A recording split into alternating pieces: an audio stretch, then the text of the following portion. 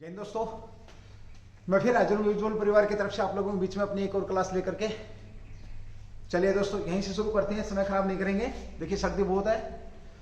चलिए भाई, पहला ही क्वेश्चन आप लोगों के बीच में। अभी एक विभाग चर्चा में रहा है, भारतीय मौसम विज्ञान मौसम विभाग जो चर्चा में रहा है, वो दिवस कब मनाया गया या स्थापना दिवस कब मनाया गया। पहला ही क्वेश्चन लेते हैं भाई।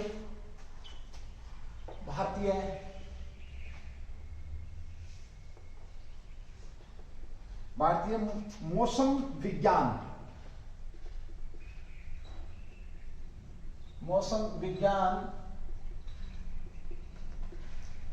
विभाग स्थापना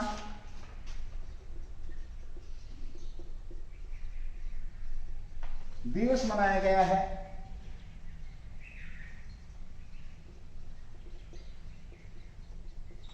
कब। सीधी सी बात करते हैं। पहला ही अभी आपका अभी चर्चा में था ये भारतीय मौसम विभाग।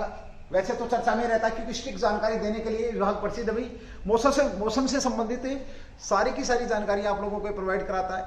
चाहे वो कोई तूफान आने वाला है, चाहे बारिश आने वाली है, चाहे गर्मी, चाहे हवाएं, उन सब के बारे में ये आप लोगों को जानकारी देता है। इसका स्थापना दिवस मनाया गया है।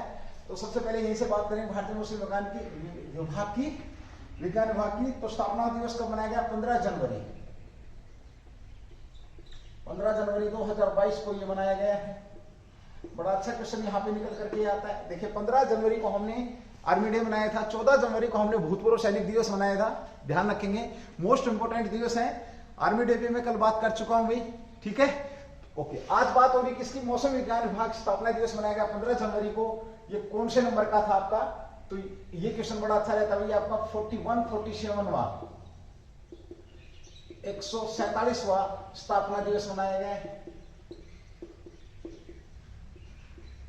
ये ध्यान रखेंगे आप लोग, 147वां स्थापना दिवस मनाया गया है। साथ ही फिर अब बात आती है कि इसकी स्थापना कब हुई थी। इसकी स्थापना की अगर हम बात करते हैं तो ये आपकी 1875 में हम कह सकते हैं इसकी शुरुआत की गई थी। इसका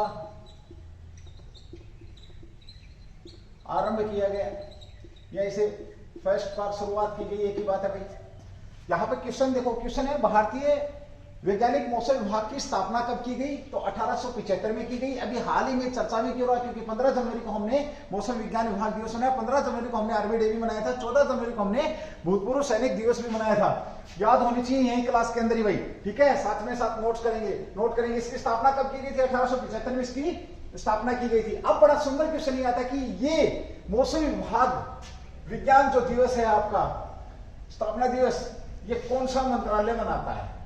बड़ा अच्छा क्वेश्चन आता है भाई आपका। ये कौन सा मंत्रालय है? ये जो कार्यक्रम करता है कौन से मंत्रालय के तहत आता है? तो ये पृथ्वी विज्ञान मंत्रालय के अधीन, पृथ्वी विज्ञान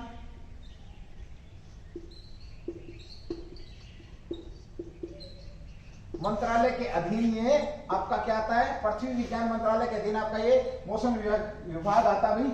ये भी आप लोगों को पता होना चाहिए। मनाता भी कौन है? पृथ्वी विज्ञान मंत्रालय द्वारा इसे मनाया जाता है। अगर ये पूछे किसको मनाया किसके द्वारा जाता है, तो ये पृथ्वी विज्ञान मंत्रालय जो है इसके द्वारा मनाया जाता है। ये भी आप लोगों को पता होना चाहिए। अब बड़ा सुंदर सा क्वेश्चन ये निकल करके आता है कि पृथ्वी विज्ञान जो मंत्रालय है, इसके वर्तमान में मंत्री कौन है? पृथ्वी विज्ञान मंत्रालय के मंत्री कौन है? तो ये है डॉक्टर जितेंद्र। बड़े अच्छे क्वेश्चन है भाई।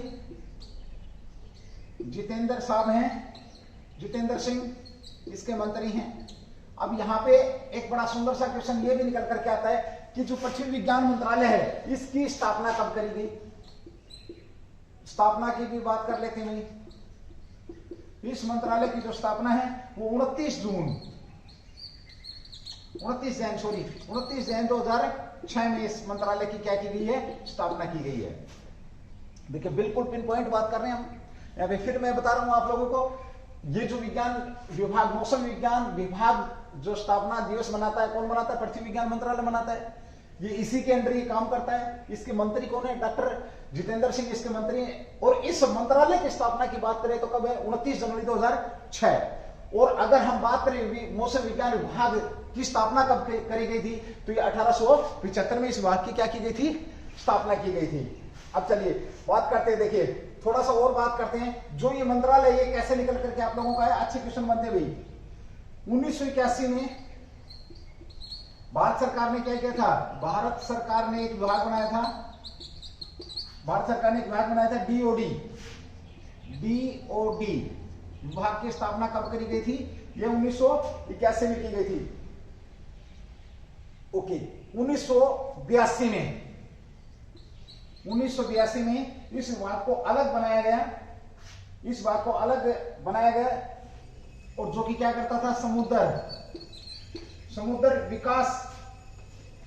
विकास क्षेत्र से संबंधित काम देखता था। समुद्र विकास क्षेत्र से संबंधित काम देखता था आपका यही विभाग। अब जब ये स्थापना की गई थी तो सीधा पीएम के अंडर था भैया। किसके अंडर था? प्रधानमंत्री के अंडर था। बाद में इसको अलग कर दिया गया, सीधे प्रधानमंत्री के अंडर आता था। 2006 में, इसी विभाग की बात कर रहा हूं मैं, 2006 में इसे अलग मंत्रालय के नाम से 2006 में इसे अलग मंत्रालय जिस रखा गया, अलग मंत्रालय बनाया गया इसी विभाग को। ओके, लेकिन ध्यान ये रखना कि 2006 में जब इसे पहली बार अलग मंत्रालय किया गया, किसको? समुद्र विकास क्षेत्र विभाग को अलग मंत्रालय के तौर पे जब इसे 2006 में किया गया, तब उसका नाम जो था वो था, ये था इसका नाम उस समय महासागर मंत्रालय। इस मंत्रालय का नाम क्या था? महासागर मंत्रालय। ध्यान रखना भाई, सीधा सा पूछ लेगा कि महासागर मंत्रालय की स्थापना कब करी गई थी? तो 2006 में करी गई थी। लेकिन आपका 2006 जुलाई 2006 में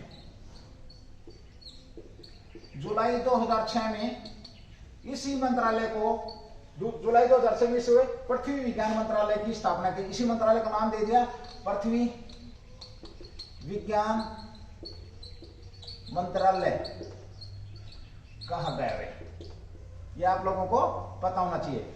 चलिए दोस्तों, यहां पर हमने बात करी, एक बार रिवाइज करूंगा, उसके बाद मैं रफ करूंगा। जिस भाई ने नोट नहीं किया है, जिस मेरी बहन जी ने नोट नहीं किया, नोट कर लेंगे। देखिए, हमने बात करी मौसम विज्ञान विभाग की स्थापना, तो 15 जनवरी 2022 को 147वां इसका स्थापना दिवस मनाया। 1875 में इसको आरंभ किया गया था। पृथ्वी विज्ञान मंत्रालय के अंदर ये काम करता। पृथ्वी विज्ञान मंत्री फिलहाल कौन? आपके जितेंद्र सिंह ने। स्थापना कब की गई थी इसकी?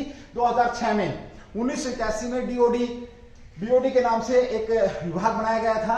डीओडी के नाम से एक विभाग बनाया गया जो सीधा प्रधानमंत्री के अंडर काम करता था। लेकिन 1982 में उसे अलग मंत्रालय दे दिया गया, उसे नाम और अलग विभाग बना दिया गया, जिसे समुद्र विकास क्षेत्र के नाम से जाना जाता था। ठीक 2006 में अलग मंत्रालय बनाया गया, जिसे क्या कहा गया? उसी विभाग को महासागर मंत्रालय के नाम से जाना गया। और जुलाई 2006 में आपका पृथ्वी विज्ञान मंत्रालय निकल कर गया, जिसके जो मंत्री कौन है? डॉक्टर जितेंद्र सिंह क्या है? मंत्री हैं। चलिए भाई, अब कौन कौन से विभाग इस मंत्रालय के अंदर आते हैं, उनके ऊपर मैं यहां पर एक बार बात कर देता हूं। देखिए किस किस विभाग को बना करके, तो ये 3-4 विभाग हैं। देखिए, भारतीय मौसम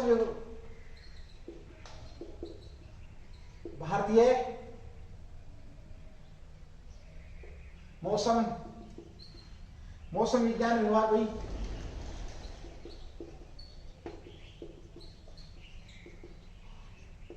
नोट कर लेंगे भाई साथ के साथ। दूसरा कौन हो जाएगा आपका? इसी के साथ भारतीय उष्णकटिबंधीय मौसम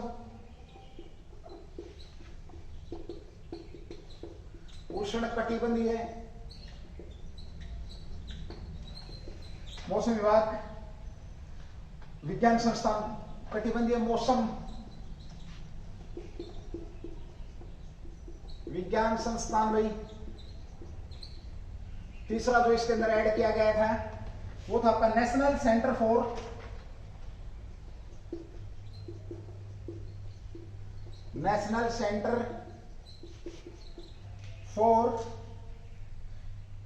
मीडियम रेंज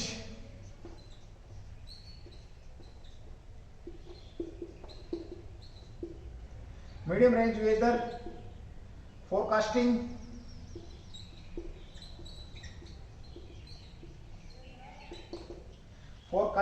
एंड रिसर्च।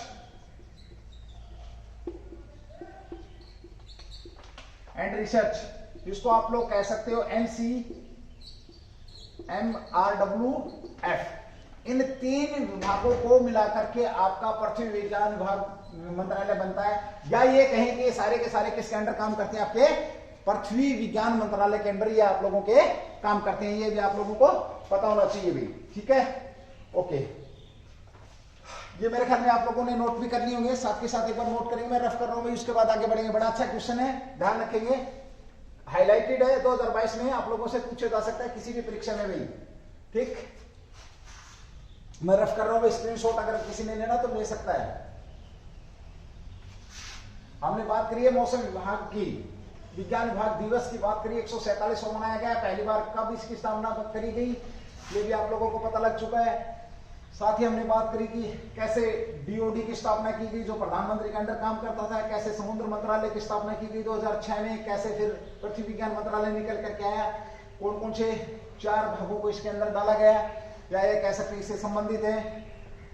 सीधा सा क्वेश्चन कहीं से भी उठा के पूछ लेगा, नेशनल जो centre for medium range weather forecasting research किसके अंडर काम करता है या किसका भाग है, तो ये भी आप लोगों को पता होना चाहिए। बड़े अच्छे लेवल के क्वेश्चन है।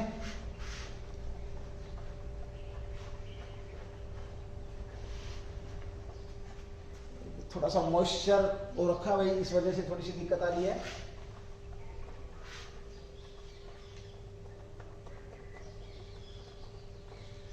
तैयारी को छोड़ना नहीं है भाई, कभी कोरोना के चक्कर में कैसे चल जाए, कितना चल जाए कुछ नहीं पता। तो वैसे आप लोगों को पता है सबसे पहले कोरोना आप ही के पास आता है।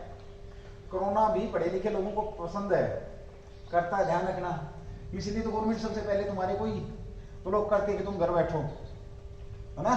बाकी तो सब कुछ खुला है भाई, सिर्फ शिक्षण संस्थान शिक्षा की जरूरत मेरे ख्याल में है नहीं। चलिए भाई जो भी है, अब एक आदमी कोई कुछ कर नहीं सकता है। चलिए आगे बात करेंगे हम इसी क्वेश्चन के ऊपर। सीधा से क्वेश्चन और आ जाता है इससे जुड़ा हुआ, पृथ्वी प्रणाली विज्ञान संगठन। देखिए सीधी सी बात आती है, पृथ्वी प्रणाली हाईलाइटेड मुद्दा है भाई, ये ध्यान रखेंगे, इसलिए इसको थोड़ा सा ठीक से पढ़ेंगे। पृथ्वी प्रणाली विज्ञान संगठन, earth system science organisation ESSO की स्थापना कब की गई, ध्यान रखेंगे तो 2007 में पृथ्वी प्रणाली विज्ञान संगठन ESSO, तो इसकी स्थापना कब हुई आपकी 2007 में हुई है। इसमें 3 प्रमुख अगर शाखाओं की बात करें, सीधा पूछ ले, डीप से डीप क्वेश्चन बनाएगा स्टैटिक में, तो भी आप लोगों को पता होना चाहिए। महासागर विज्ञान, इसके अंदर कौन कौन से हैं आपके महासागर, या इसकी शाखाएं पूछे या ये पूछे इसके भाग कौन कौन से हैं, तो महासागर विज्ञान और प्रौद्योगिकी। दूसरा आता है आपका इसी के अंदर आता है वातावरण विज्ञान, वातावरण विज्ञान और प्रौद्योगिकी। और तीसरी बात करें भूविज्ञान,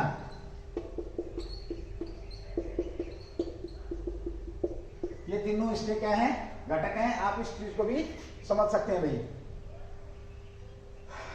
ये भी आप लोगों को पता होना चाहिए।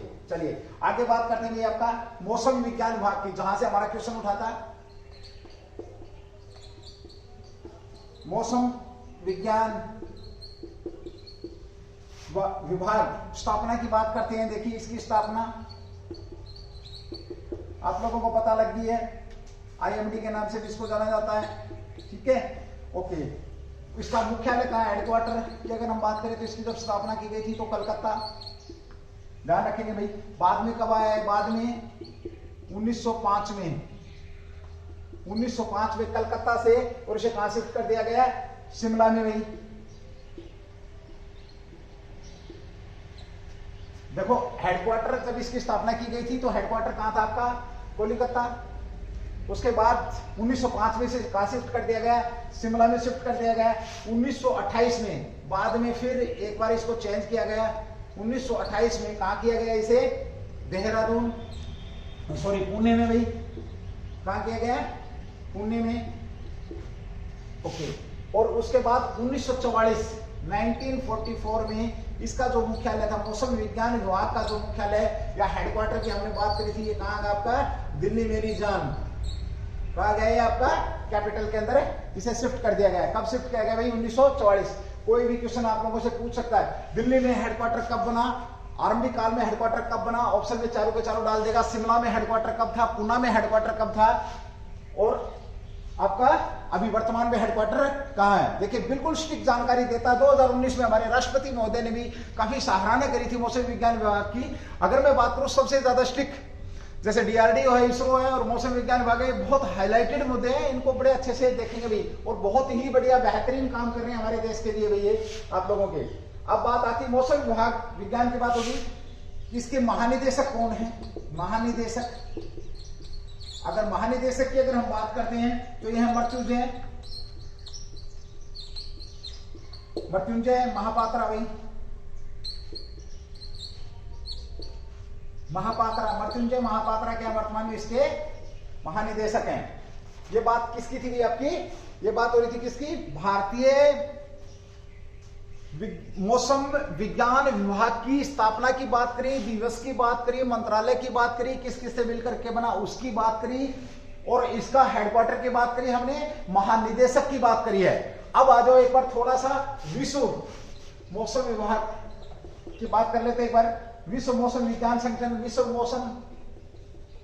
मौसम विज्ञान संगठन बड़ा अच्छा क्वेश्चन है भाई, इसलिए इसमें थोड़ा सा समय दिया जा रहा है। विज्ञान संगठन की अगर हम बात करते हैं, विश्व मौसम विज्ञान संगठन, इसकी अगर हम बात करते हैं तो देखिए 11 अक्टूबर 1947 में एक संधि हुई थी। उस संधि के तहत इसकी स्थापना की गई। तो कब की गई है? 23 मार्च 1950 ये कह सकते हो। और ये यूएनओ का विभाग के रूप में कब काम शुरू किया इसने? यूएनओ या संयुक्त राष्ट्र जो संगठन है, यूएनओ का विभाग कब बनाए? यूएनओ के विभाग की अगर हम बात करते हैं तो एज यूएनओ विभाग की स्थापना तो 30 मार्च 1950 को। और इसका जो हेडक्वार्टर है विश्व का, जो विश्व मौसम विज्ञान जो संगठन है उसका हेडक्वार्टर कहां पर? जनेवा में भाई। जनेवा कहां पर भाई? जनेवा के अंदर है। साथ ही हम बात करते हैं इसके हेडक्वार्टर की बात होगी, साथ ही जनेवा। साथ ही बात करें विश्व मौसम विज्ञान संगठन दिवस कब मनाया जाता है? तो स्थापना वाले दिन 23 मार्च को मनाया जाता है। ये ध्यान रखना, आपका कौन सा दिवस मनाया जाता है? ये विश्व मौसम विज्ञान दिवस। विश्व मौसम विज्ञान दिवस कब मनाया जाता है? आपका 23 मार्च को मनाया जाता है। ये भी आप लोगों को पता होना चाहिए। अब वर्तमान में एक और क्वेश्चन यहाँ पे बड़ा सुंदर बनता है, विश्व मौसम विज्ञान संगठन के अध्यक्ष कौन है वर्तमान में? तो अध्यक्ष की बात करें तो अध्यक्ष हैं आपके भैया पेट्री तालस। और ये जो पेट्री तालस साहब हैं ये कहां के हैं भैया? आपके फिनलैंड के हैं। और महासचिव, इससे ज्यादा क्या पूछेगा यार भाई? इससे ज्यादा तो मेरे ख्याल में इनफ है। महासचिव की बात करेगा, महासचिव कहां के भाई? विश्व मौसम विज्ञान के। अगर महासचिव की अगर हम बात करते हैं तो ये हैं आपके भाई गेरे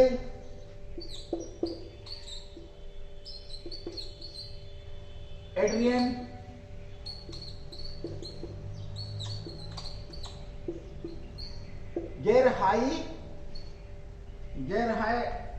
हार्ड एड्रियन। ये क्या है? विश्व मौसम विज्ञान जो आपका संगठन है उसके क्या है? ये महासचिव हैं।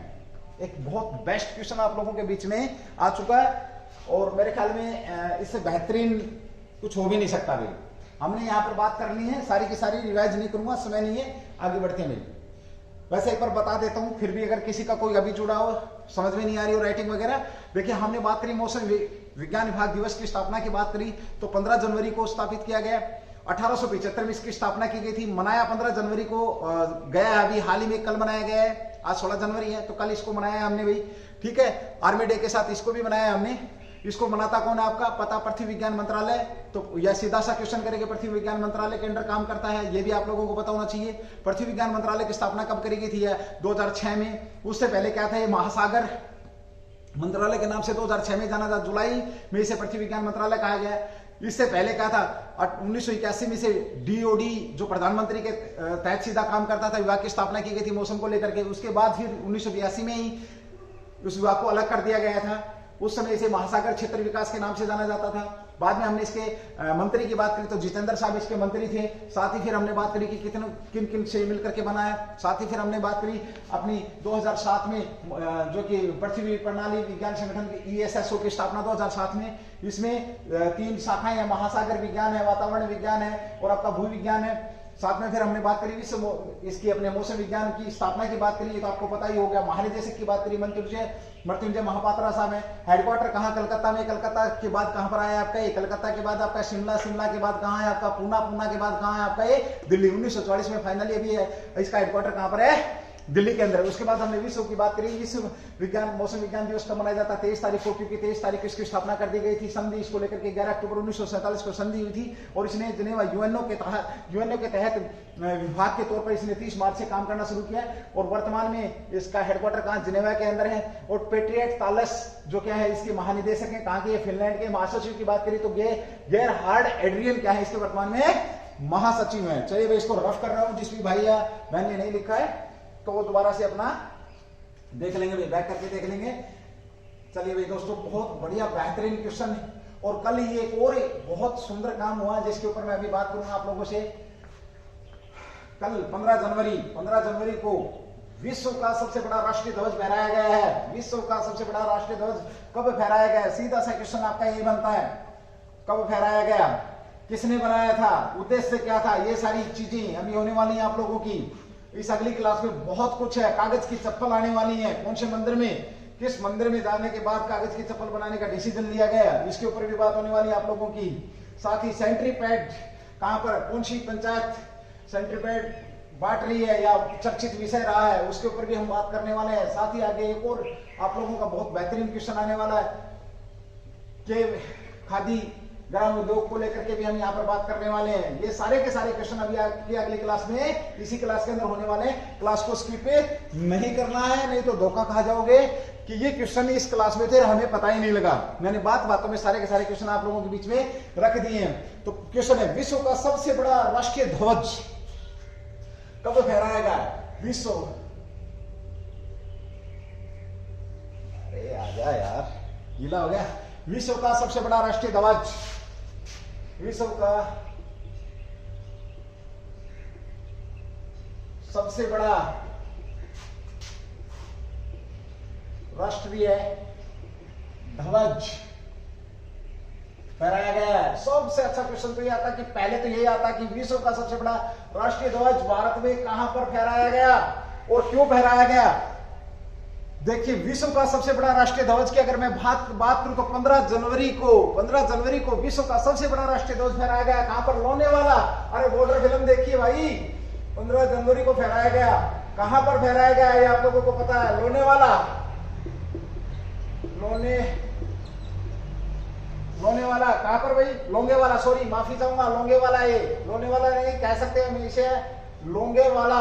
बॉर्डर फिल्म के अंदर वही सनी देओल की फिल्म संदेश से आते हैं हमें तड़पाते हैं, वही क्यों फहराया गया वहां पर? क्योंकि ये 1971 के युद्ध का, ये 1971 का युद्ध किस किस के बीच में हुआ था? भारत वर्सेस पाकिस्तान के बीच में ये युद्ध हुआ था।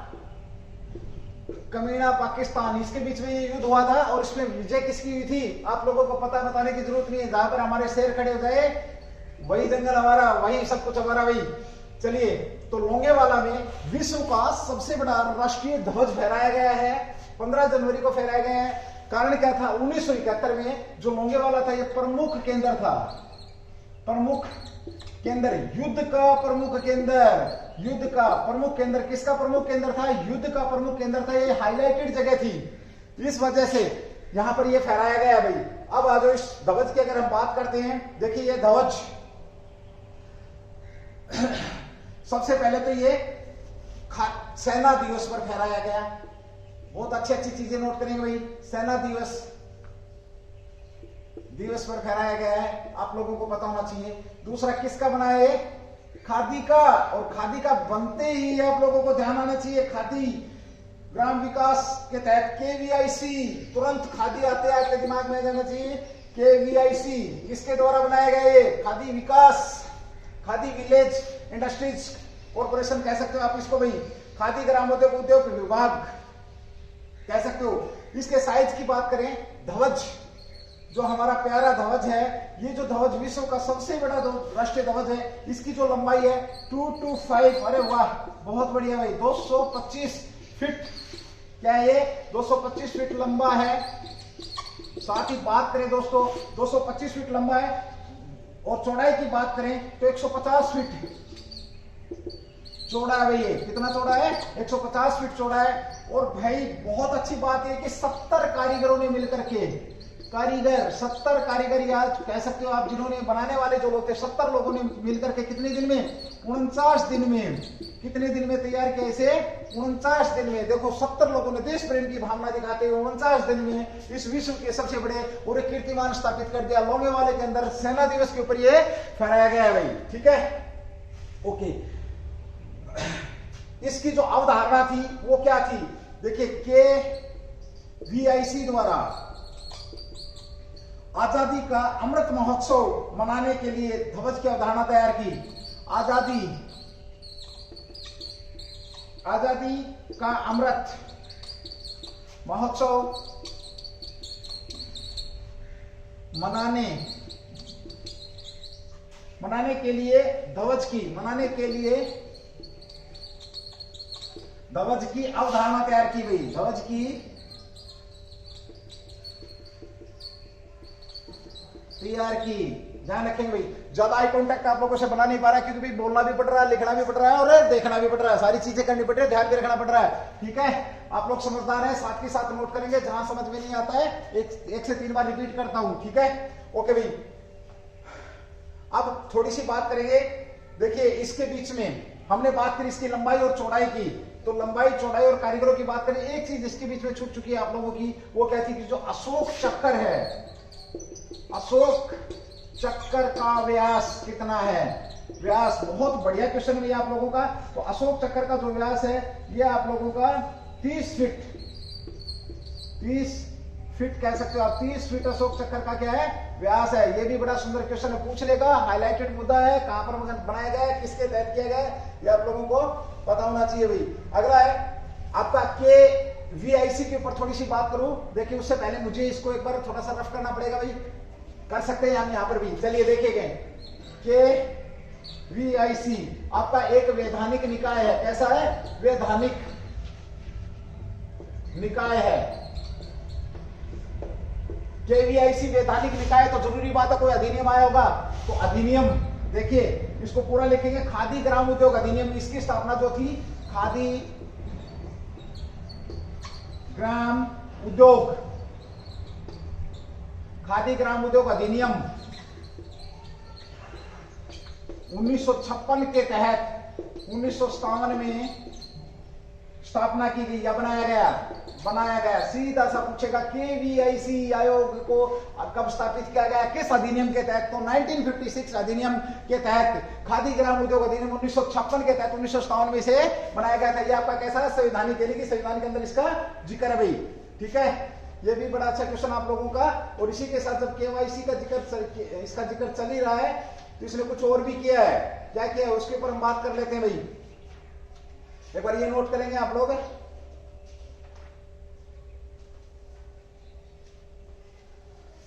मैं एक बार रफ कर रहा हूं भाई इसको। स्थापना की हमने बात कर ली है, खादी ग्राम उद्योग अधिनियम की हमने बात कर ली है, राष्ट्रीय ध्वज सबसे बड़ा किसके द्वारा बनाया गया, अवधारणा क्या थी, ये सारी चीजें, आजादी का महोत्सव, आजादी का नशा ही कुछ और होता भाई। अगला जो क्वेश्चन आप लोगों का, तो के जो आपका वीआईसी जो है खादी ग्राम उद्योग विकास जो आपका, ये किस मंत्रालय के तहत काम करता है? बहुत सुंदर क्वेश्चन है भाई। देखिए एक क्वेश्चन के अंदर कम से कम आपको 20 से 25 क्वेश्चन यहाँ मोस्ट इंपोर्टेंट क्वेश्चन जो है डिलीवर किए जाते हैं भाई। कम से कम 20 से 25 क्वेश्चन आपको एक क्वेश्चन के साथ डिलीवर किए जाते हैं, जो कि आपको आने वाले समय में बहुत ज्यादा आप लोगों का साथ देंगे। शिक्षा वो इन्वेस्टमेंट है जो हमेशा रिटर्न देता है। शिक्षा वो इन्वेस्टमेंट है जो हमेशा, चाहे आप किसी भी एज में हैं, चाहे आप कितने भी बुजुर्ग हैं, कितने भी छोटे हैं, शिक्षा कभी भी अपना रिटर्न देना बंद नहीं करता। ध्यान रखना है। तो समय को इन्वेस्ट करना है। शिक्षा क्या चाहती है? समय और मेहनत। तो समय और मेहनत हमने कहां पर इन्वेस्ट करनी है? शिक्षा प्राप्ति के लिए इन्वेस्ट करनी है। आपका सब कुछ चुराया जा सकता है, बट शिक्षा नई बात नहीं है, पुरानी है, आपको पता है। ये किस मंत्रालय के तहत काम करता है? तो आपका MSME क्या भाई? आपका खादी और ग्राम उद्योग आयोग KVIC किस मंत्रालय के तहत काम करता है? डायरेक्ट पूछ लेगा तो MSME, और MSME का हो जाएगा ministry of micro small and medium. Ministry of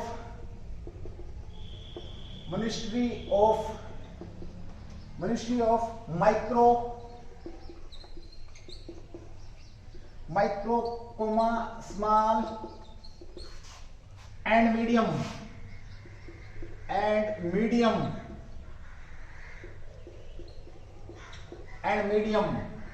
इसकी फुल फॉर्म क्या हो जाएगी आपकी? Ministry of micro small and medium. और वर्तमान में जो आपका KVIC है इसके अधीन काम करता है। और जो आपका MSME है इसके मंत्री कौन है? MSE के मंत्री की अगर हम बात करें तो नारायण राणे इसके मंत्री। पहले कौन थे इसके मंत्री? तो नितिन गडकरी साहब थे शायद, मेरे ख्याल में, इससे पहले। लेकिन जब दोबारा से मंत्रिमंडल का गठन किया गया था तब इनको ये चार्ज दिया गया था। MSE की बात करते हैं हम यहां पर।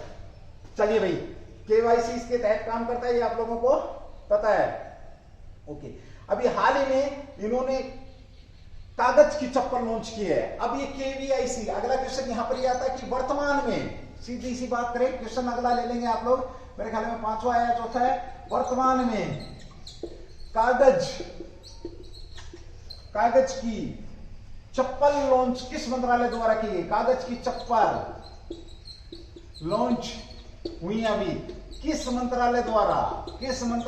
अभी थोड़ी देर पहले बात कर रहा था, हम पढ़ेंगे कागज की चप्पल किस मंत्रालय द्वारा लॉन्च की गई है, क्यों किया गया है, ऐसा क्या हुआ था कि जरूरत पड़ गई हमारे को चमड़े की चप्पल छोड़ करके, रबड़ की चप्पल छोड़ करके, और हमने कागज की चप्पल बनाई है, ऐसा क्या था? और पहला प्रोडक्ट है भाई, ये पहला प्रोडक्ट जो निर्मित किया जा रहा है, और इसमें संभावना भी है। काशी विश्वनाथन मंदिर का मैंने जिक्र किया था, हालांकि ऑनलाइन क्लास नहीं थी उस समय, बता देता हूं, और आप लोगों ने जिक्र सुना भी होगा। काशी विश्वनाथन मंदिर में जब प्रधानमंत्री मोदी जी वहां पर गए थे तो उन्होंने देखा, और बड़ी गौर से एक चीज देखी, जो हमारे मोदी साहब है, प्रधानमंत्री साहब है, मैं सलाम करता हूं उनकी इस सोच की। उन्होंने देखा कि इतनी सर्दी में या इतनी गर्मी में मंदिर के अंदर ये लोग नंगे पैर काम करते हैं। ये लोग क्या करते हैं? नंगे पैर काम करते हैं। तो उसी दिन उन्होंने ठान लिया था कि मैं इन लोगों के लिए कुछ करूंगा। अब ये चप्पलें, जो कागज की जो चप्पल है, हर कागज लगाया जाएगा उसके नीचे, तले के नीचे, और उनको पहन के आप आराम से मंदिर में काम कर सकते हैं, मंदिर में जा सकते हैं। काशी विश्वनाथन मंदिर के सामने अभी इनकी दुकानें लगनी शुरू हो चुकी हैं। 50 रुपए में आपको ये चप्पल मिलेंगी, और वहां से हमारे प्रधानमंत्री मोदी ने इसके ऊपर बात करी और लॉन्च करवा दिया। क्या? कागज की चप्पल। कितनी गहरी सोच होगी उस इंसान की, हर छोटी बात उसके दिमाग में है कि क्या हुआ, जूट की भी चप्पल हो सकती है, कागज की चप्पल, और वहां पर उन्होंने लॉन्च कर दिए भाई। कारीगर जो मजदूर थे, जो मंदिर का काम कर रहे थे नंगे पैर, उनकी कठिनाई को देखते हुए उन्होंने ऐसा किया। इसी के ऊपर हम यहां पर बात करते हैं भाई। इसने अभी हाल ही में हैंडमेड यूज एंड थ्रो क्या लॉन्च करी है? कागज की चप्पल किस मंत्रालय ने? MSME द्वारा लॉन्च हुई है भाई, ध्यान रखना। हैंडमेड यूज एंड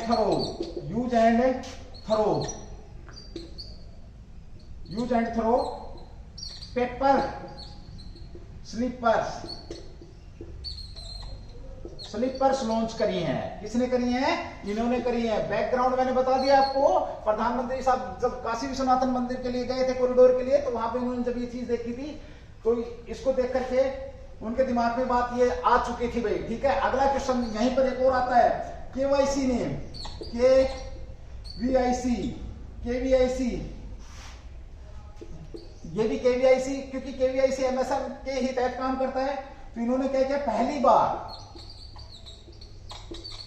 पहली बार मोस्ट इंपोर्टेंट क्वेश्चन है, ध्यान रखेंगे, बेबी वियर प्रोडक्ट पेश किया है। बेबी वियर प्रोडक्ट पेश किया है। बेबी वियर प्रोडक्ट पहली बार पूछेगा किस मंत्रालय ने पेश किया था, तो ये भी, क्योंकि कंपनियों के नाम बहुत सुनोगे आपने कि फलाने ने बेबी के लिए ये कर दिया, बच्चों के लिए ये बना दिया, वो बना दिया, तो पहली बार कोई मंत्रालय प्रोडक्ट पेश कर रहा है, तो बेबी वियर प्रोडक्ट भी किसके केवाईसी और या एमएसएम मंत्रालय के तहत किया जा सकता है। 2 साल तक के बच्चे इसका इस्तेमाल करेंगे। खादी बेबी वियर जो है आपका, ये क्या प्रोडक्ट क्या है, khadi baby wear, khadi baby wear. अब एक पढ़ाते पढ़ाते मेरे को दिमाग में एक चीज याद आ गई है, जो आपका जो क्वेश्चन था, उस क्वेश्चन में जहां हमने बात करी थी सबसे बड़े झंडे के दिवस की बात करी थी, तो अभी दिमाग एकदम स्ट्राइक कर रहा है, तो उसका वेट, वजन और लिखेंगे। जो वजन था किसका, जो सबसे बड़ा राष्ट्रीय ध्वज विश्व का, तो उसका मेरे ख्याल में 1440 केजी है। यस, 1400 केजी है भाई। कितना वजन है, 1400 केजी वजन का फ्लैग जो था, वजन भी पूछे तो 1400 केजी था भाई उसका। चलिए भाई, खादी की बात हो रही है, हाथ से बुनी खादी कपास से बुनता भाई, ध्यान रखेंगे। ये पहनने का है, बच्चों के लिए प्रोडक्ट है, ये भी इन्होंने तैयार किया है, रंगीन है। चप्पल की बात हो चुकी है। इन चप्पलों को हम कहां पर पहन सकते हैं, घर में, ऑफिस में, कहीं भी पहन सकते हैं, मंदिर में कहीं भी पहन सकते हैं भाई, ये भी आप लोगों को पता है। चप्पल की कीमत है वो 50 रुपए, ज्यादा कुछ बात नहीं करूंगा, ये सारी की सारी बातें आपकी यहाँ पर हो चुकी है। फिर एक बार बात करता हूं, अभी हाल ही में किस मंत्रालय ने पेपर की चप्पलें करी हैं, तो आपका एमएसएमई मंत्रालय, वहां की बात करें तो केवीआईसी द्वारा चप्पल और बेबी वियर प्रोडक्ट पेश किया, जिसमें बच्चे पहनेंगे, जो रसायन वगैरह डाल करके कपड़ों में करते हैं, तो उससे बच्चों की त्वचा को हानि हो सकती है, उस चीज को भी ध्यान में रखते हुए पहली बार प्रोडक्ट पेश किया है। चप्पल मंदिर को लेकर के विशेष तौर पे बात हुई थी भाई, ठीक है, और ये पहली बार ऐसा हो रहा है भाई। चलिए, प्रधानमंत्री मोदी साहब ने ऐसा करवाया है। अगला क्वेश्चन आप लोगों के बीच में इसको रख कर रहा हूं भाई, नोट कर लेंगे साथ के साथ।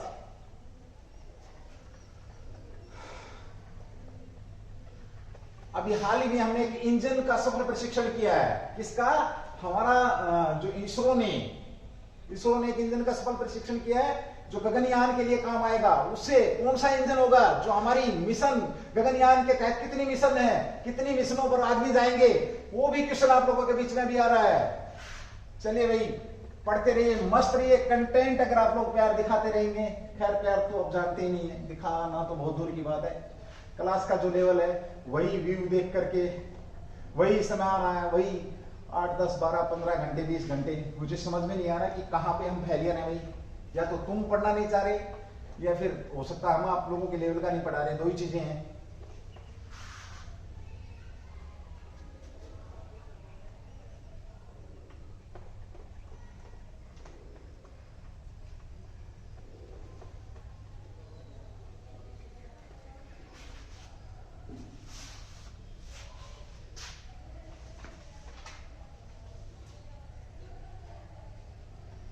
गगनयान के लिए कौन से इंजन का सफल प्रशिक्षण किया है, गगनयान के लिए, गगनयान परियोजना है आपकी, तो यहां पर हम सीधी सी बात करते हैं कि गगनयान के लिए किस इंजन का सफल प्रशिक्षण किया गया है। तो क्वेश्चन है आपका गगनयान,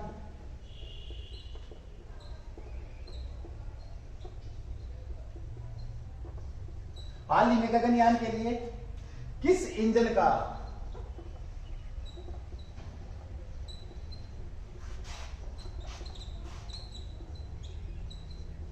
सफल परीक्षण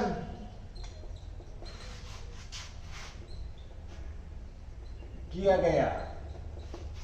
चलिए भाई, यहां पे बात करते हैं, तो इंजन सीधी सी बात करूंगा मैं, ज्यादा घुमाऊंगा फिराऊंगा नहीं। तो ये आपका क्रायोजोनिक इंजन का यहां पर क्या किया गया है, सफल प्रशिक्षण किया गया है। ध्यान रखेंगे आप लोग, कब किया गया, 12 जनवरी को। कब किया गया भाई ये, तो आपका 12 जनवरी 2022 को इसका सफल प्रशिक्षण किया गया है, क्रायोजोनिक इंजन। किसके लिए किया गया है? स्पेशली तौर पे गगनयान के लिए। किसके लिए किया गया है? गगनयान। जुड़ते ही दिमाग में एकदम घूम जाना चाहिए, डीआरडीओ, इसरो, है ना, ये जो हमारी देश के लिए आन बान शान है, एकदम से घूम जाना चाहिए। गगनयान मिशन, सबसे पहले अब बात करेंगे एक बार किसकी? Gaganyaan mission. Gaganyaan mission, Gaganyaan mission की अगर हम बात करते हैं तो ये इसकी योजना किसने बनाई थी? तो इसरो द्वारा, इंडियन स्पेस रिसर्च ऑर्गेनाइजेशन, जो भी समझे आप, इसरो द्वारा इसकी योजना बनाई गई। सीधा सा संबंध पूछे, गगनयान योजना या गगनयान मिशन किसके द्वारा बनाया गया? तो इसरो के द्वारा बनाया गया है। इसके तहत बहुत सुंदर क्वेश्चन है, गगनयान परियोजना के तहत कितनी उड़ान भरने वाले हम? भारत कितनी उड़ान भरेगा? तो इस योजना के तहत 3 उड़ान भरने वाले हम।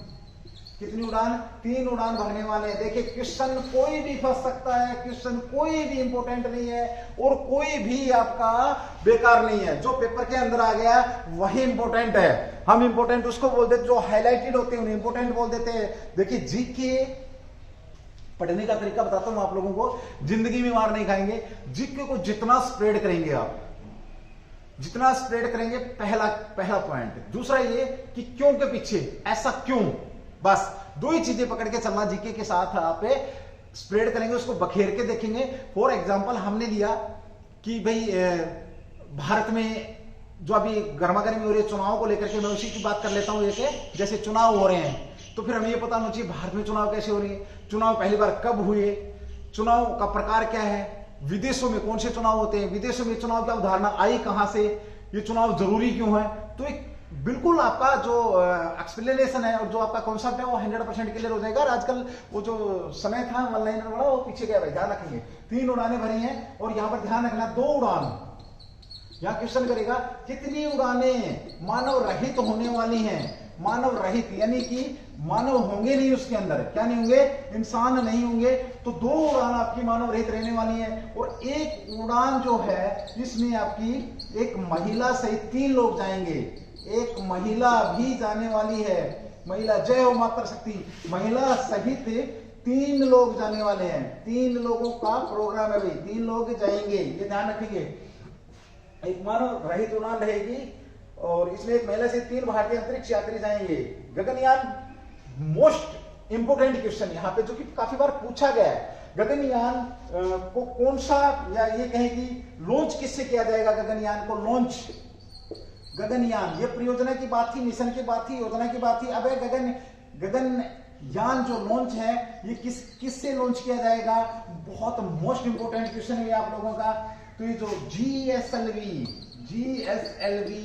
MK3 के द्वारा इसे लॉन्च किया जाएगा। इसे हम कह सकते हैं LVM, launching vehicle mark 3, LVM3 भी इसको कह सकते हैं। लॉन्चिंग व्हीकल का नाम पूछे तो ये है, आप याद रखिए कि गगनयान जो परियोजना में आपके व्हीकल, लॉन्चिंग व्हीकल कौन से हैं? तो mark 3, launching vehicle mark 3 M3 भी से कहा जाता है। इसका क्या कहा जाता है? कहा जाता है, ये ध्यान आप लोग रखेंगे। हमने बात करी यहाँ पर गगनयान के लिए कौन से ईंधन का समान प्रशिक्षण होता है, क्रायोजेनिक। अब मैं सारा एक्सप्लेन कर नहीं सकता, समय मुझे इजाजत दे नहीं रहा है, इसलिए नहीं तो मैं आपको ईंधन के प्रकार भी बताता, इसमें क्या खूबी थी वो भी बताता। आप इसको देख सकते हैं, जहां पे थोड़ा बहुत आपको लगे कि सर यहाँ पर छोड़ के आप देख भी सकते हैं जो आपको इंपोर्टेंट लगे। ठीक है भाई, ओके। कब? 12 जनवरी को इसको किया गया। गगनयान मिशन के तहत 3 बार जाना है। मिशन योजना उड़ान 3 उड़ानें भरनी है, जिसमें 2 उड़ान मानव रहित होंगी। एक उड़ान में एक महिला के साथ 3 लोग शामिल होंगे। GSLV मार्क 3 या LVM आपका कह सकते हो लॉन्चिंग व्हीकल मार्क लिख भी देता हूं मैं, लॉन्च व्हीकल मार्क 3 भी इसे कहा जाता है। इसके द्वारा जाने वाले हैं, इसके द्वारा हम गगनयान को क्या करेंगे? लॉन्च करेंगे। अगला क्वेश्चन भी बहुत सुंदर क्वेश्चन आ रहा है अभी हाल ही में। कौन सी पंचायत ने बहुत बेहतरीन काम किया है उसके ऊपर हम बात करने वाले हैं। सैनिटरी नैपकिन फ्री पंचायत, देश के अंदर सैनिटरी नैपकिन फ्री पंचायत कौन सी है उसके ऊपर भी बात होने वाली है। चलिए भाई, इसको रफ कर रहा हूं भाई, नोट करना चाहते हैं तो नोट कर सकते हैं, आप लोगों की मर्जी है। बट क्लास को स्किप नहीं करेंगे, क्लास को पूरा देखेंगे। इतनी सी बात है भाई, जब क्लास शुरू करी थी उस समय ठंड लग रही थी, अब मुझे ठंड नहीं लग रही है। हालांकि मुझे पता है कि तुम रिजाई के अंदर जरूर बैठे होगे, नहीं तो आग जला रखी होगी। शायद आज टेम्परेचर है वो बहुत कम है, लेकिन मेरे पास एक प्राणी ऐसा भी है जो क्लास के अंदर बैठा है, देख रहा है। चलो भाई, गुड, शाबाश।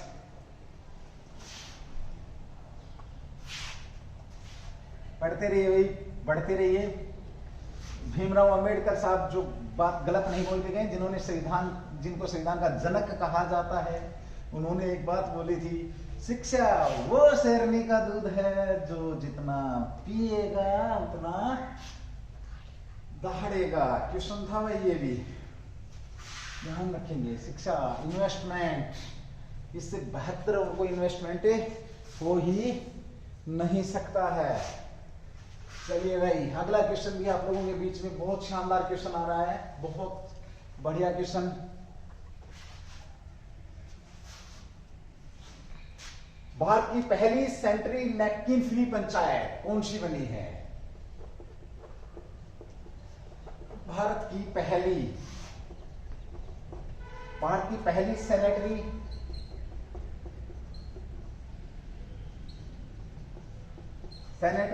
नैपकिन, पैडमैन मूवी देखी थी भाई, नैपकिन फ्री पंचायत। बहुत अच्छी पहल है भाई। भारत की पहली सैनिटरी नैपकिन फ्री पंचायत कौन सी बनी है? तो सीधी सी बात करेंगे हम, ये है आपका कुबलंगी जो पंचायत है, ये भारत की ऐसी पहल करने वाली पहली पंचायत बनी है जो कि फ्री में सैनिटरी पैड को क्या कर रही है, डिस्ट्रीब्यूट कर रही है। ध्यान रखेंगे। और ये कहां पर भाई, आपकी कोचीन का गांव है भाई। कोचीन का कौन सी जगह का गांव है? कोचीन। अब कोचीन कहां पर है ये आप लोगों को पता होना चाहिए, कहां पर है। या सीधी सी बात करूं तो कैसे कबूली, कैसे कोचीन, कैसे केरल की पंचायत आप इसको कह सकते हो। पहली भारत की पहली सैनिटरी नैपकिन मुक्त पंचायत बनने का इसने क्या किया है, हासिल किया है। भारत की पहली सैनिटरी नैपकिन मुक्त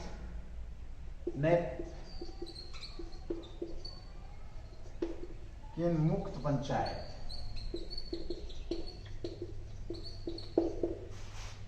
भारत की पहली सैनिटरी नैपकिन मुक्त पंचायत यहां पर ये बनी है भाई, ठीक है, ओके। और मॉडल पर्यटक गांव के रूप में इस गांव ने इससे पहले गांव था, ये हाईलाइट किया भाई। पहले भारत के पहले ये जो गांव आपका भारत का पहला मॉडल पर्यटन गांव,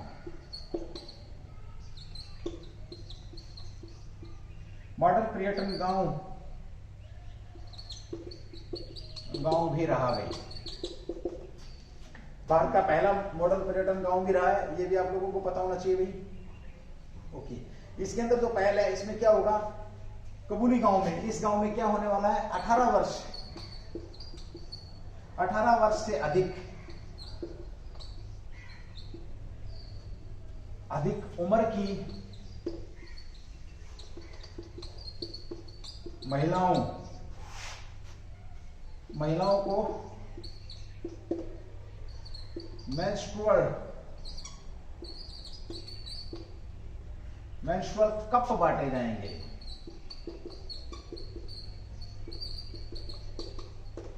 बस सीधी सी बात है, आप समझ गए होंगे इसको, ठीक है भाई। और इसके तहत कितने कपों की बात हो रही है, 5000 मासिक धर्म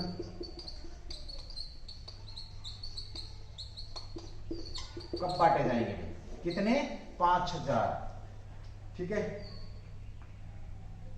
ओके। इस गांव को अभी जो राज्यपाल साहब हैं, केरल के राज्यपाल, इस गांव को क्या करेंगे, इस आयोजन में आदर्श गांव घोषित करेंगे।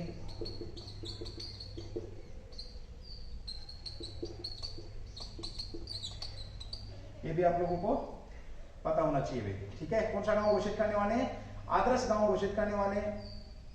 ओके, अब आदर्श गांव का यहां पर मैंने जिक्र किया, तो सीधी सी बात है, आदर्श गांव परियोजना कब प्रारंभ की गई?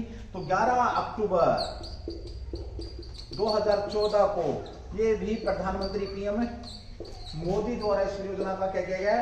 प्रारंभ किया गया। किसके द्वारा भाई?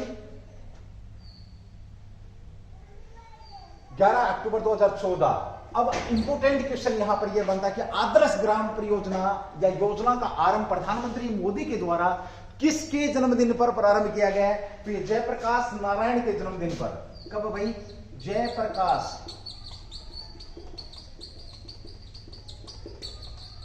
जयप्रकाश नारायण के जन्मदिन पर इसको क्या किया गया?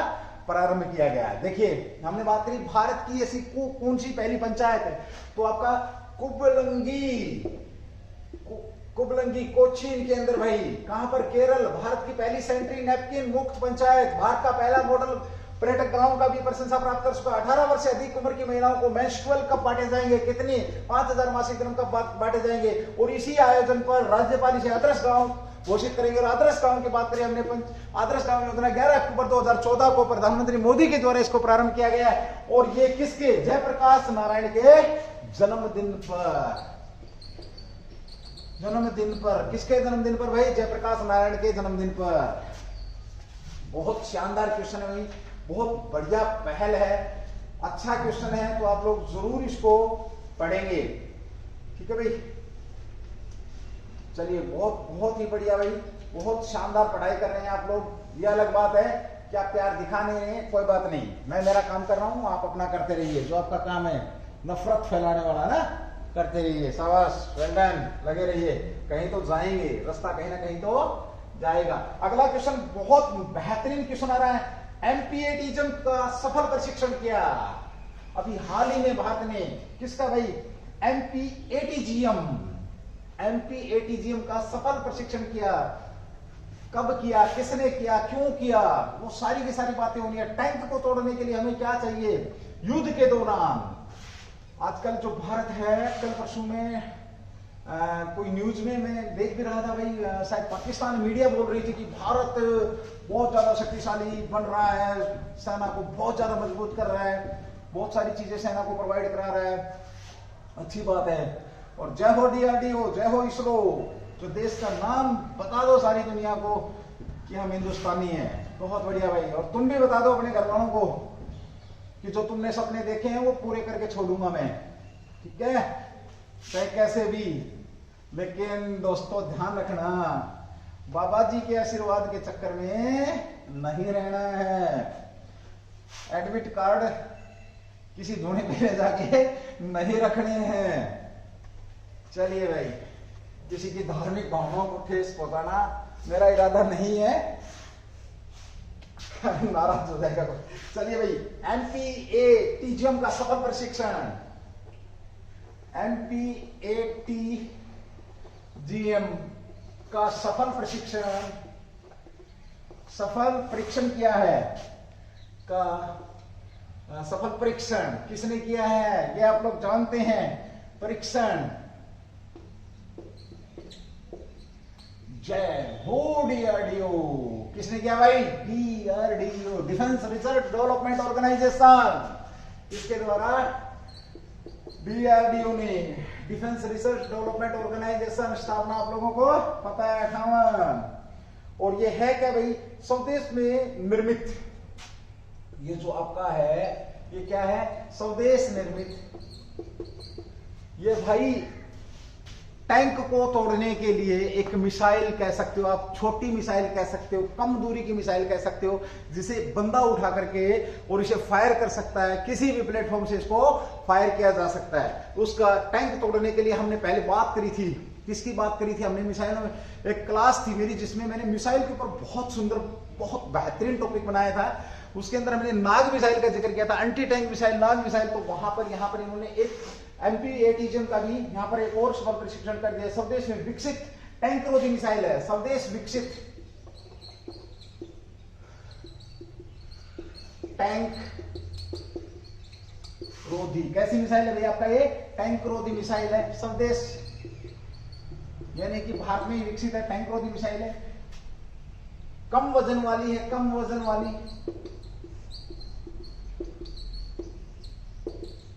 साथ ही बात करें फायर एंड फॉरगेट मिसाइल है, ये बड़ा अच्छा क्वेश्चन है भाई।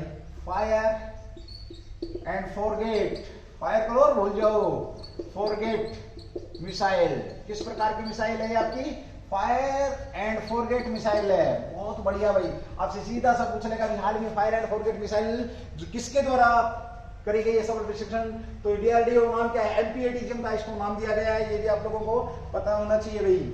ओके, मैन पोर्टेबल, एक इसमें मैन पोर्टेबल था, मतलब ये किसी मनुष्य के द्वारा, बंदे के द्वारा इसको क्या किया जा सकता है? बंदा इसको क्या कर सकता है? लॉन्च कर सकता है, और ये बिल्कुल सीधा स्टिक निशाना ये टैंक को हिट करती है भाई ये, ठीक है। थर्मल विजन के साथ एक करता है, थर्मल विजन। अब यहां ये बड़ा तगड़ा सा क्वेश्चन आ गया। थर्मल विजन का मतलब ये है कि रात को भी हम इसे लॉन्च कर सकते हैं हीट से, यानी कि थर्मल जो इमेज है, यानी कि जो हीट के द्वारा हम क्या एक इमेज बनती है, तो थर्मल इमेज सिस्टम भी इसके अंदर लगाया गया है। थर्मल इमेज सिस्टम भारत के अंदर जो आयात किए जाते हैं वो ज्यादातर हम इजराइल से आयात कर रहे हैं, जैसे टीसास वगैरह हैं, टी नाइट साइट हैं, ये सारी की सारी कहां से? इजराइल से। हम इनको इजाद करते हैं। थर्मल विजन इसके अंदर लगा, यानी कि रात को भी हम इसे टैंक को देख करके इसे अंधेरे में भी नष्ट कर सकते हैं भाई, ये भी ध्यान रखेंगे। ओके, इसे हेलीकॉप्टर द्वारा लॉन्च किया गया। इससे पहले आप किसको कह सकते हो?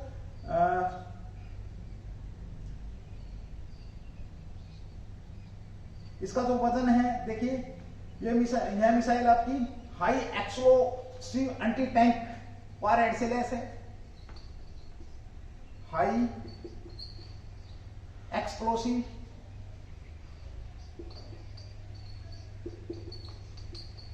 एक्सप्लोसिव यानी क्या कहते हैं? जल, मतलब जलाएगी टैंक को भाई, ज्वलनशील एंटी टैंक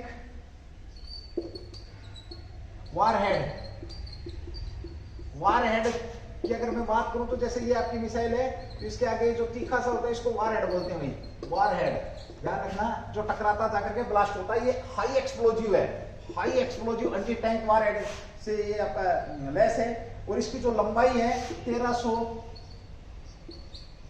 मिलीमीटर इसकी लंबाई है भाई। और वजन की बात करें तो 14.5 kg इसका क्या रहेगा? वजन है, यानी कि बंदा आराम से इसको उठा सकता है। और कमांड लॉन्च यूनिट उसका भी टोटल कितना भाई? 14.25 किलोग्राम कमांड लॉन्च यूनिट, जो इसके साथ और लॉन्च होने के लिए जो चीज लॉन्च यूनिट जो भी इक्विपमेंट है सारा, मैं ज्यादा कुछ नहीं बोलूंगा, बस इतना ही है। उसका भी 12, 14, 26, 27, 30 kg तक की बात कर रहे हैं टोटल इसमें। यह मिसाइल कम से कम 200 से 300 मीटर रेंज, ये बड़ा अच्छा क्वेश्चन भी आपका। रेंज की अगर हम बात करें तो कम से कम ये 200 से 300 मीटर तक जाएगी, तभी एक्टिव है। और साथ में हम बात करें अधिकतम जो दूरी इसकी 4 किलोमीटर तक इसकी दूरी है। एमपीएटीजीएम का सफल प्रशिक्षण डीआरडीओ रिसर्च डेवलपमेंट जो आपका ऑर्गेनाइजेशन है, उसने इसका सफल प्रशिक्षण किया है, स्वदेश की है पूरी की पूरी। फायर एंड फॉरगेट है, थर्मल विजन इसके अंदर लगा हुआ है। कम से कम दूरी की अगर हम बात करें तो 200 मीटर तक है, 300 मीटर तक है, 200 से 300 मीटर है, ज्यादा से ज्यादा 4 किलोमीटर तक है। और यहां पर ये high explosive anti tank warhead से लैस है। इसके अंदर नाइट विजन है, यानी कि रात में भी हम इससे फायर कर सकते हैं। कमांड यूनिट की बात करें, लॉन्चिंग तो 12.25 kg वेट है इसका। और अगर हम इसकी टोटल की इसकी बात करें 14.5 kg वेट इसका मिसाइल का वेट है। रेंज की भी बात होगी, बहुत मस्त तरीके की है आपकी मिसाइल का प्रशिक्षण किया है। और जब मिसाइलों की बात चल रही है तो यहां पे बड़ा शानदार जानदार बहुत बेहतरीन क्वेश्चन है। विश्व का ऐसा कौन सा देश है जो भारत से, विश्व का ऐसा प्रथम देश कौन सा जो भारत से ब्रह्मोस मिसाइल लेने वाला है? भारत से ब्रह्मोस मिसाइल की बात कर रहा है, विश्व का ऐसा देश कौन सा है? बड़ा शानदार क्वेश्चन यहां पे निकल करके आता है जब मिसाइल की बात हो रही है। अभी हाल ही में, चलिए भाई इसको एक बार नोट करेंगे, बहुत शानदार क्वेश्चन है। आप लोगों का आपने अभी 1-2 दिन पहले न्यूज सुनी होगी कि भारत ने सीमा पर अपनी ब्रह्मोस मिसाइल लगा दी है। चीन के भी सिर में दर्द हो गया है, पाकिस्तान पानी मांग रहा है, चीनी मांग रहा है ना, सबके सिर में दर्द हो गया है। हमारे वीरों की वीरता देखते हुए, बहादुरी देखते हुए, हमारे वैज्ञानिकों की जो प्रोग्रेस को देखते हुए और दुश्मन को जवाब, इनडायरेक्ट रूप से जवाब देने के लिए भी हाल ही में बॉर्डर के ऊपर ब्रह्मोस को क्या किया गया है, स्ट्रेट किया गया है। और बहुत सारी चीजें यहाँ पर होने वाली है। इससे काफी कुछ खलबली मची हुई है। चीन अलग रो रहा है, पाकिस्तान अलग रो रहा है ना। रोए तो रोए, हमें हमारी सुरक्षा तो करनी है भाई, ठीक है। चलिए अभी क्वेश्चन ये है, मोस्ट इंपोर्टेंट क्वेश्चन ये है कि जब ब्रह्मोस हाईलाइटेड है वर्तमान में, तो ऐसा कौन सा देश है जो ब्रह्मोस मिसाइल को भारत से आयात करने वाला विश्व का प्रथम देश बनने का गौरव प्राप्त कर लिया है कि ब्रह्मोस को निर्यात किया। ये कह सकते भारत ने ब्रह्मोस को निर्यात, ब्रह्मोस मिसाइल को किस देश को निर्यात करेगा? ब्रह्मोस भारत ब्रह्मोस मिसाइल किस देश को निर्यात करने वाला है? या कह सकते हैं मिसाइल को, ब्रह्मोस मिसाइल को लेकर किसी क्वेश्चन को घुमाएगा, ब्रह्मोस मिसाइल को लेकर के भारत के साथ समझौता करने वाला पहला देश कौन सा बना है? तो दोस्तों याद रखेंगे, हम निर्यात कर रहे हैं, मैं 3-4 बार एक बार हम निर्यात कर रहे हैं, यानी कि हम इस काबिल है, हम सक्षम हैं कि दूसरे देश को भी मिसाइल दे रहे हैं। अब तक हम क्या करते थे, खरीदते थे, और आज हम हमारे वैज्ञानिकों के दम पर क्या कर रहे हैं, हमारी जो नीतियों के दम पर क्या कर रहे हैं, निर्यात कर रहे हैं। तो ऐसा पहला देश फिलीपींस कौन सा देश है भाई? फिलीपींस को ब्रह्मोस निर्यात करेगा भारत। क्या करेगा? भारत फिलीपींस को निर्यात करेगा ब्रह्मोस। और जो 14 कौन सी मिसाइल निर्यात करने वाला ब्रह्मोस किस प्रकार की? आपकी सुपरसोनिक। मैंने 3 तरीके से बताया था आपको कि किस प्रकार से सुपरसोनिक, किस प्रकार से आपके बैलिस्टिक मिसाइल, कौन सी आपकी क्रूज मिसाइल है, कौन सी आपकी आवाज की गति से 2.2 से 3 गुना तेज चलती है, कौन सी आपकी आवाज की गति से 0.8 गुना कम सफर करती है, और कौन सी आपकी हाइपरसोनिक जो मिसाइल है 5 गुना, और इनको तीनों को हवा से हवा में कौन सी मिसाइल मार करती है। उसी के साथ बात करी थी हमने जमीन से हवा में, पानी से हवा में, हवा से पानी में, जमीन से जमीन में किस प्रकार से मिसाइलें काम करती हैं। वो सारी की सारी बेहतरीन क्लास, अगर कोई पहली बार इस क्लास को देख रहा है तो शायद मेरे ख्याल में 10 या 11 तारीख की जो क्लास थी, 9-10 तारीख की क्लास थी जो करंट की, उसमें बहुत बेहतरीन तरीके से कम 40 मिनट मिसाइल के ऊपर बात कर रखी है। तो आप समझ जाएंगे, अगर समझना हो मिसाइलों के बारे में, तो सुपरसोनिक जो cruise missile, supersonic cruise missile system, supersonic cruise missile system की बात कर रहा है। और जो सौदा हुआ यहां पर भाई 374.9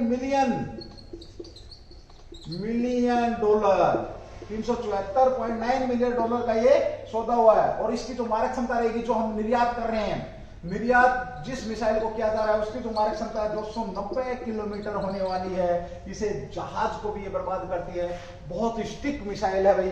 और तभी तो चीन और पाकिस्तान जो हमारे परम मित्र हैं, परम मित्र तो नहीं, कमीने इंसान, जो कमीने देश है, उनकी मैं यहां पर बात करूं तो उन्होंने सिरदर्द बना लिया अपने आप। चलिए भाई, ये फिलीपींस ऐसा पहला देश है जो भारत से क्या ले रहा है, ब्रह्मोस मिसाइल। ऐसे भी पूछा जाएगा कि ब्रह्मोस मिसाइल भारत से प्राप्त करने वाला पहला देश कौन सा रहा है। मिसाइलों का क्वेश्चन था, तो ये भी एक बहुत शानदार क्वेश्चन आप लोगों का निकल चुका है। क्लास को स्किप नहीं करेंगे, आगे और भी बहुत बहुत बेहतरीन क्वेश्चन आने वाले हैं आप लोगों के बीच में। देखते जाइए, चलते जाइए, पढ़ते जाइए। क्लास थोड़ी सी लंबी हो सकती है दोस्तों, रेगुलरिटी बहुत ज्यादा जरूरी है, ध्यान रखेंगे भाई। चलो अगला जो क्वेश्चन आप लोगों के बीच में, बहुत शानदार जानदार क्वेश्चन आप लोगों के बीच में आ रहा है भाई। अभी हाल ही में विश्व बैंक ने क्या किया? विश्व बैंक सुनते ही तुम्हारे कान खड़े हो जाने चाहिए भाई। विश्व बैंक ने क्या किया है? DRDO हो गया आप लोगों का, KYC हो गया आप लोगों का, ओके। एक और क्वेश्चन आपका आता भाई, स्वच्छ विद्यालय पुरस्कार 2000 SVP 2021-22 का शुभारंभ किया गया अभी हाल ही में। देखिए कौन सा पुरस्कार भाई आपका? स्वच्छ, यह भी चर्चा में रहा है। स्वच्छ विद्यालय पुरस्कार, स्वच्छ विद्यालय पुरस्कार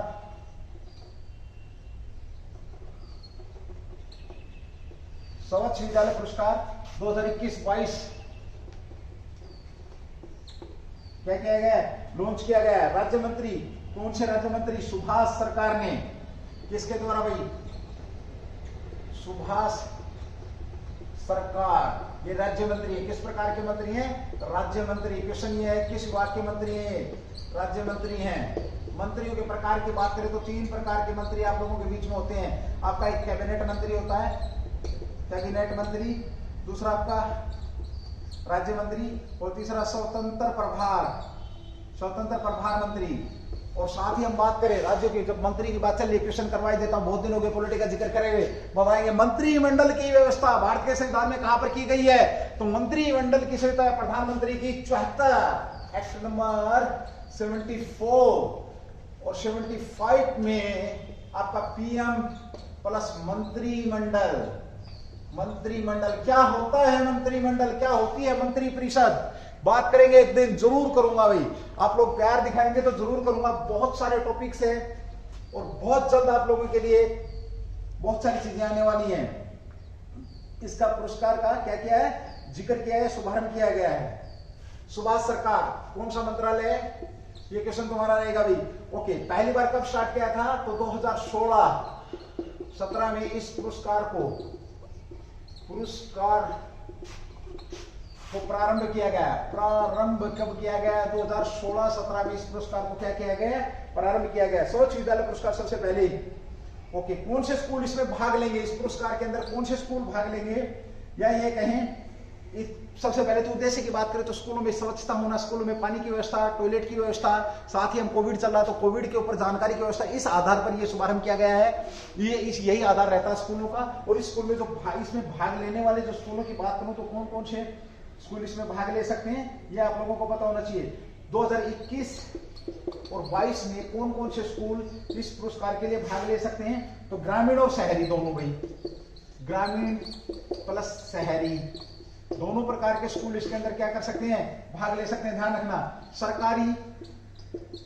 सरकारी स्कूल और सरकार से सहायता प्राप्त, ये भी भाग ले सकते हैं। और चौथा पांचवा जो आपका हो जाएगा वो क्या हो जाएगा, निजी स्कूल। और कौन से स्कूल भाग ले सकते हैं इसमें, निजी स्कूल भी इसमें भी भाग ले सकते हैं, निजी स्कूल भी भाग ले सकते हैं। मूल्यांकन कैसे होगा इस पुरस्कार के लिए, मूल्यांकन की अगर हम बात करते हैं तो मूल्यांकन की अगर हम बात करें तो देखो सबसे पहले पानी किस प्रकार की व्यवस्था है, साबुन से हाथ धोना, ये भी शामिल इसके अंदर। प्रचालन एवं रख रखाव की भी यहां पर बात करता है। क्षमता निर्माण और व्यवहार परिवर्तन, क्षमता निर्माण और व्यवहार परिवर्तन, ये भी यहां पर बात करता है। और कोविड-19 की तैयारी और प्रतिक्रिया, एक और आधार इसमें जोड़ दिया है, कोविड-19 की तैयारी और प्रतिक्रिया।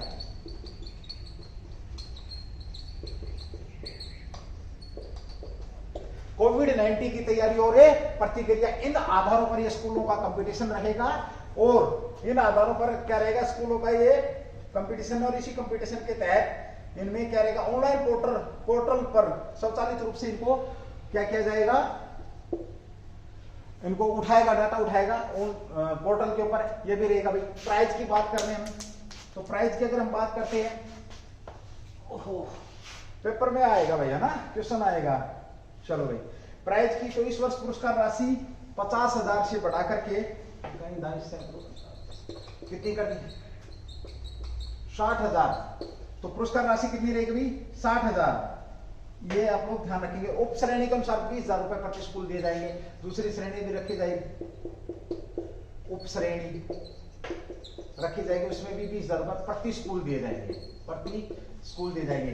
यानी कि पानी के बारे में, स्वच्छता के बारे में, लोगों को जागरूक करने के बारे में स्कूलों से संबंधित ये पुरस्कार शुरू किया है सुभाष सरकार के द्वारा। इसको शुरू किया गया है, शुभारंभ किया गया है 2021-22 का ये जो पुरस्कार है ये रहेगा भाई, ठीक है। चलिए अगला क्वेश्चन आप लोगों के बीच में बहुत शानदार क्वेश्चन आ रहा है, ध्यान रखेंगे। क्वेश्चन है, विश्व बैंक ने ग्लोबल इकोनॉमिक प्रोस्पेक्टस रिपोर्ट जारी करी है। बहुत ही शानदार, जाग जाओ भाई, जाग जाओ दोस्तों, बहुत तगड़ा क्वेश्चन आप लोगों के बीच में आ रहा है। देखते रहिए, होइए ना बेखबर, देखते रहिए UCC usual coaching campus YouTube channel और पढ़ते रहिए भाई, है ना, बेखबर रहिए आप, कोई टेंशन नहीं है, सारी चीजें यहां पर प्रोवाइड की जाएंगी। बहुत जल्द आप लोगों के बीच में एक विश्व हिस्ट्री लेकर के आने वाला हूं। बहुत जल्द आप लोगों के बीच में 1-2 दिन सुपर धमाका होने वाला है यूट्यूब के ऊपर। क्लासों के इस सीरीज में एक बहुत जबरदस्त क्लास आप लोगों के बीच में आने वाली है। आप देखेंगे, देखते ही रह जाएंगे, क्या था ये, एक सुनामी की तरह क्लास आएगी। जो कैच कर सके कर लेना भाई। वर्ल्ड हिस्ट्री से रिलेटेड क्लास आने वाली है आप लोगों के बीच में बहुत जल्द, बहुत जल्द। टॉपिक उसी दिन बताऊंगा जिस दिन क्लास आ रही है आप लोगों की, उसी दिन देखेंगे। देखिए दोस्तों, ड्रामा हमारे पास है नहीं, बहुत सारी चीजें ऐसी हैं जो आजकल टेक्नोलॉजी बहुत सारी यूज हो रही है। मेरे पास ज्यादा सी टेक्नोलॉजी है नहीं भाई, सिंपल से तरीके से और बेहतरीन से बेहतरीन, हाँ, डाटा और कंटेंट आप कहीं भी कंपेयर कर सकते हैं, 2 चीजों को छोड़ करके। एक तो राइटिंग, ठीक है भाई, और दूसरा भाई वो तुम्हारा और भी बहुत सारी चीजें आप समझ रहे हैं, पता ही तुम्हारे को, है ना, हाथ काड़े हो गए हैं। प्रोस्पेक्टस रिपोर्ट जारी कर रही है विश्व बैंक ने, ग्लोबल इकोनॉमिक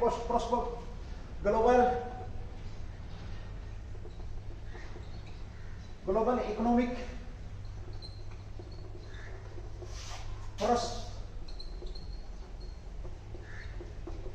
प्रोस्पेक्टस रिपोर्ट जारी की है।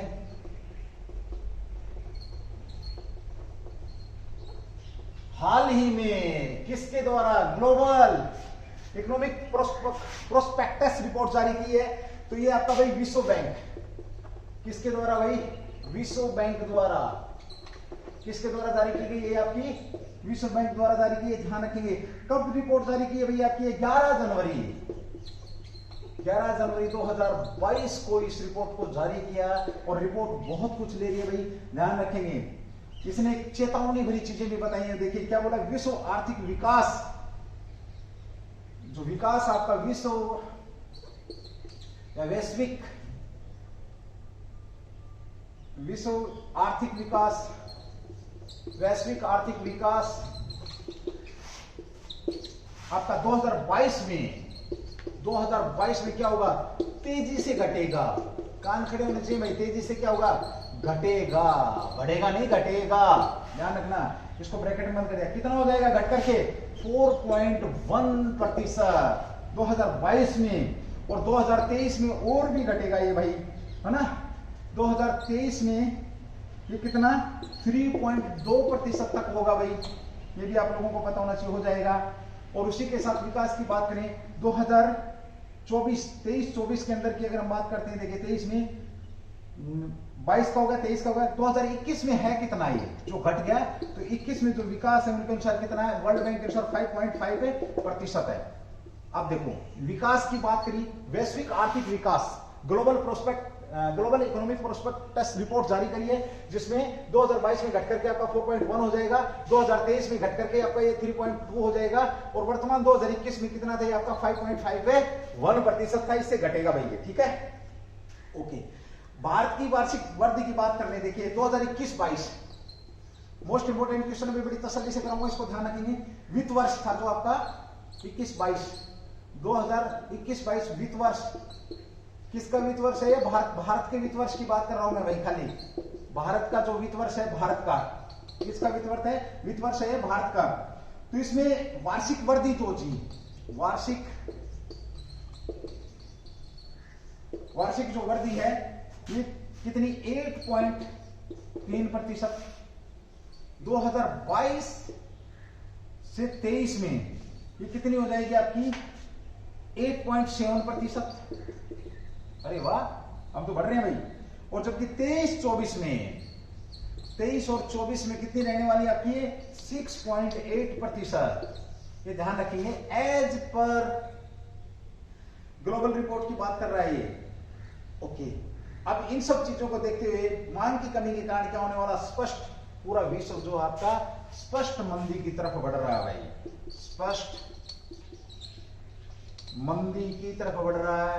एक जीव आया जो अपने परिवार के साथ, कभी डेल्टा कोरोना, कभी आपका ओमिक्रॉन, कभी और एक और कोरोना आ गया है। अभी कौन सा कोरोना, ओमिक्रॉन प्लस डेल्टा कोरोन से मिलकर के डेल्टा ओमोक्रोन आ गया है आपका ना।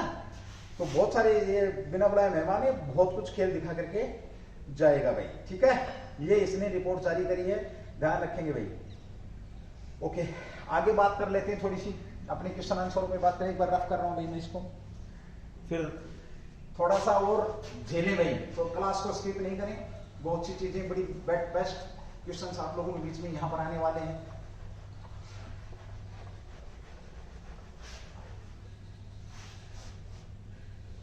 कल की जो क्लास थी भाई वो बीच में किसी टेक्निकल फॉल्ट की वजह से हमें बीच में रोकनी पड़ी थी, तो ज्यादा परेशान नहीं होना कि कल की क्लास इतनी छोटी सी थी, 3 क्वेश्चन 4 क्वेश्चन सर ने करा के छोड़ दिए थे, तो कहीं ना कहीं तो समय आप लोगों का निकाला ही जाएगा भाई पूरा, है ना। तो आज की क्लास कुछ ज्यादा लंबी हो रही है, बस ज्यादा नहीं और 5-10 मिनट की क्लास रहेगी आप लोगों की।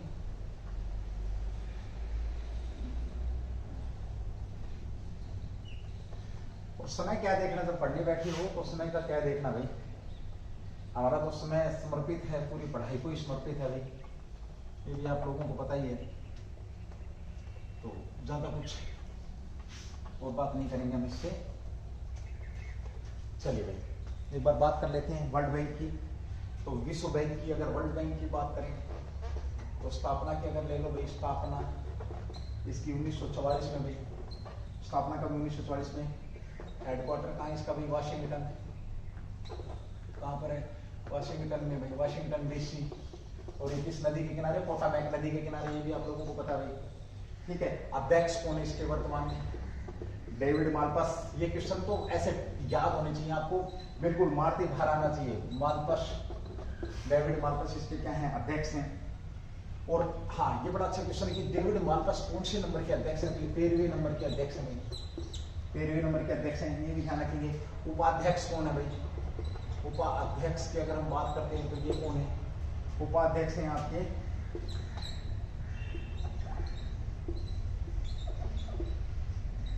हुआ साहब, JING जिंग डोंग हुआ साहब, बोलना नहीं आ रहा भाई मेरे को, है ना। ओके, इन्हीं के साथ भाई थोड़ा सा कुछ और भी ले लेते हैं। IFC इंटरनेशनल फाइनेंस कॉर्पोरेशन, इसकी स्थापना की बात करें तो 20 जुलाई 1956 में हुई। उसके बाद आपका WTO की बात करें तो 1 जनवरी 1995 में हुई स्थापना की बात करें हम, ठीक है। ADB एशिया डेवलपमेंट बैंक की बात करें तो 19 दिसंबर 1966 में ADB। AIDA की बात करें अंतर्राष्ट्रीय विकास संघ की तो 24 सितंबर 1960 में भाई, ठीक है। ओके, उसके बाद OPEC की बात कर लो भाई, OPEC की स्थापना सितंबर, ये भी 1960 में हुई।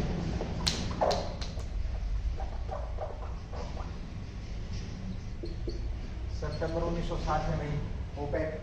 और अफ्रीकी विकास बैंक, अफ्रीकी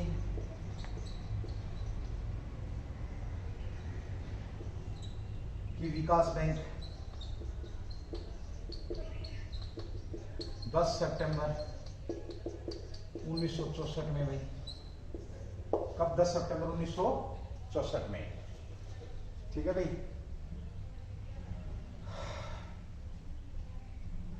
ओके, ये क्वेश्चन होगा भाई आपका। अगला क्वेश्चन अभी हाल ही में एक रिस्क रिपोर्ट जारी करी है भाई आप लोगों के बीच में, ग्लोबल रिस्क रिपोर्ट जारी 2022, ग्लोबल